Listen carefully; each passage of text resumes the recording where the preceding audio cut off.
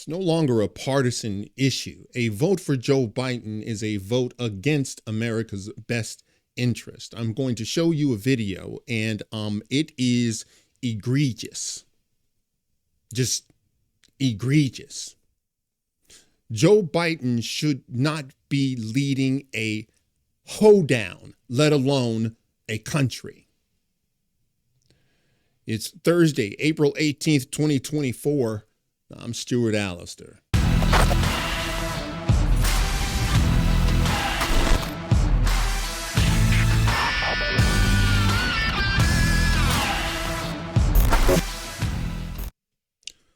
From the New York Post, Biden confuses Israeli city with Rafah in Gaza in a shocking gaffe.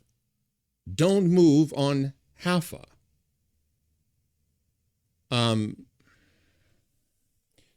At this point, you see, before you actually had the excuse that, well, we don't know. You had the excuse of Orange Man bad. You had the excuse of Joe Biden is bringing adults to the White House. You had that excuse. Well, now you've already, and I'm just being honest, I think America is gone. Like, these are, like, when history records this, this will be it. I mean, like, the glaring signs of a defeated country. And make no bones about it, we were defeated by special interest groups. We were defeated by a surveillance state that always knew better. We were defeated by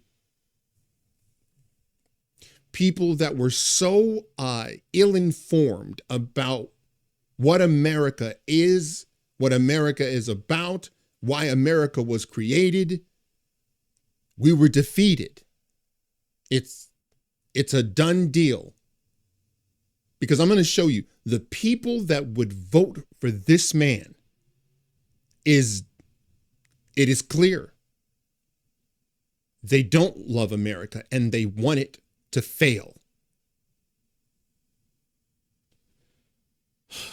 All right, before we get into it, wreck that like button, subscribe to my channel if you haven't, and press that notification bell so you never miss an episode.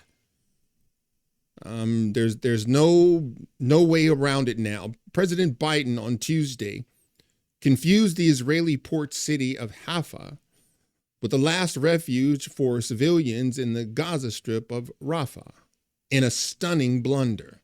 The 81-year-old president made the gaffe when asked in a one-on-one interview with Nexstar Media's Rashad Hudson about his plans to win back pro-Palestinian voters in the wake of Israel's war against Hamas.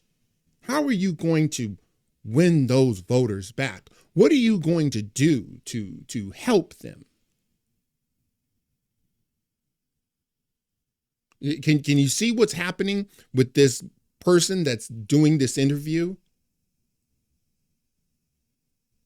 It's not that you're competent. It's not that your policies have been detrimental to the American dream. They have been detrimental to the American dream. No. It's, how are you going to get these people that hate the country back? These are the very same people that are chanting death to America. And the interviewer is asking how you're going to get those people back. You know, the people who hate the country. So with no further ado, imagine being a person of sound mind and body voting for this. And I made it clear to Israelis, don't move on Haifa. It's just not, I mean, anyway, I just, look what we did recently when Israel was attacked. And I made it clear to Israelis, don't move on Haifa. It's just not, I mean, anyway, I just, look what we did recently when Israel was attacked.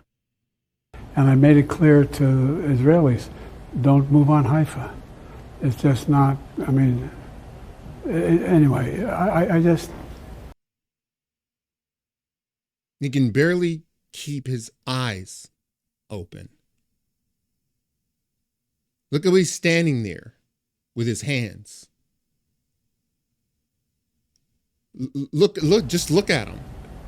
Look what we did recently when Israel was attacked. And I made it clear to Israelis, don't move on Haifa. It's just not, I mean, anyway, I just, look what we did recently when... And I'm supposed to believe that the people that would vote for this man to be president of the United States love the country? Imagine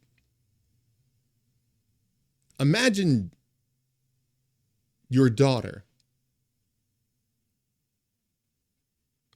Imagine your daughter marrying this man. No. Imagine your daughter marrying Joe Biden.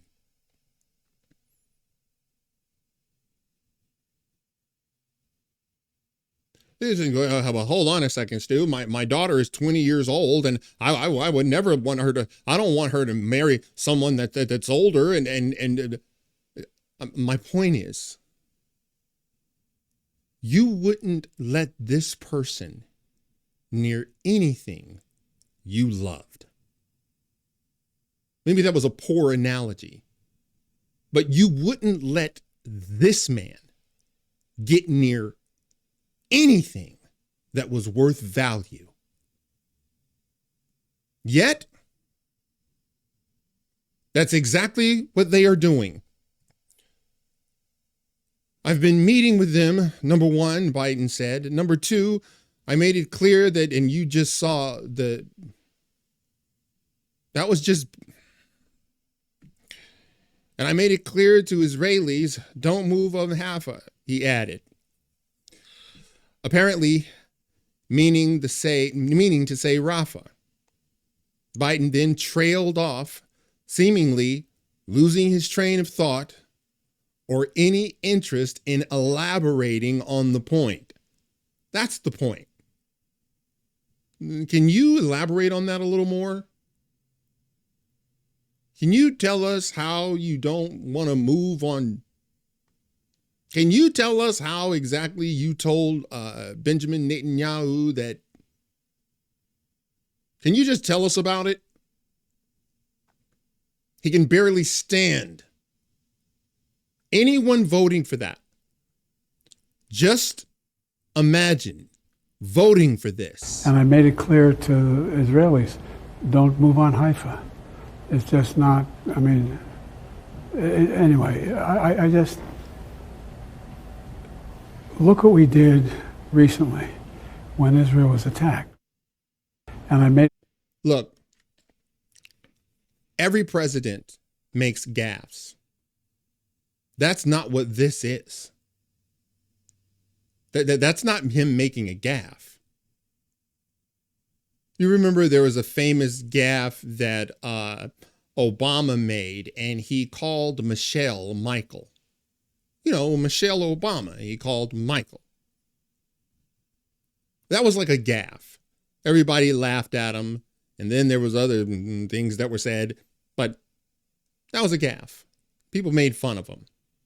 There's gaffes that Donald Trump made. You're president, man. You every single word that comes out of your mouth can't be golden. This is just not the way it works.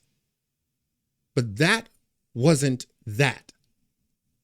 That was a man completely not in control of himself.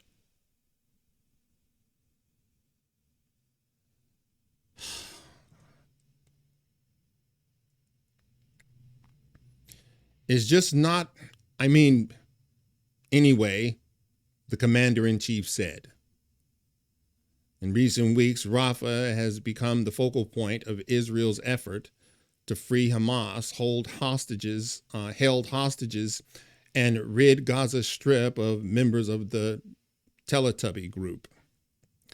Israeli Prime Minister Benjamin Netanyahu said that, quote, no force in the world will stop the Israeli Defense Force from advancing into Rafah, which has become the Gaza Strip's most populous town, harboring more than 1 million Palestinian refugees. Rafah is believed to be the operating site for 4 of the remaining 6 Hamas battalions.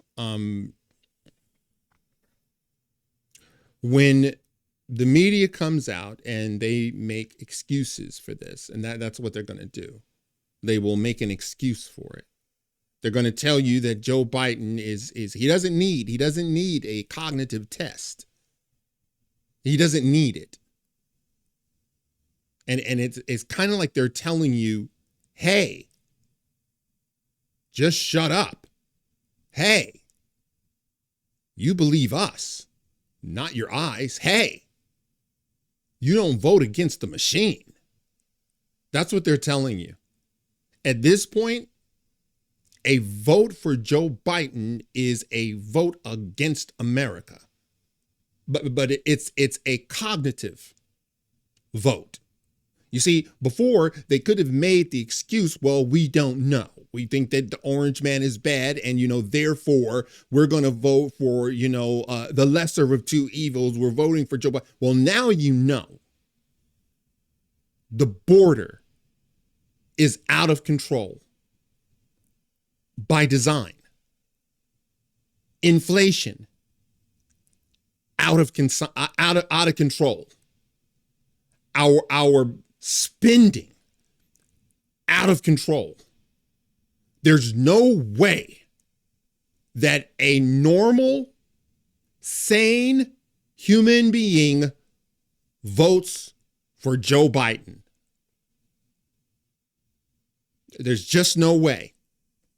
You'll never see Donald Trump standing like that.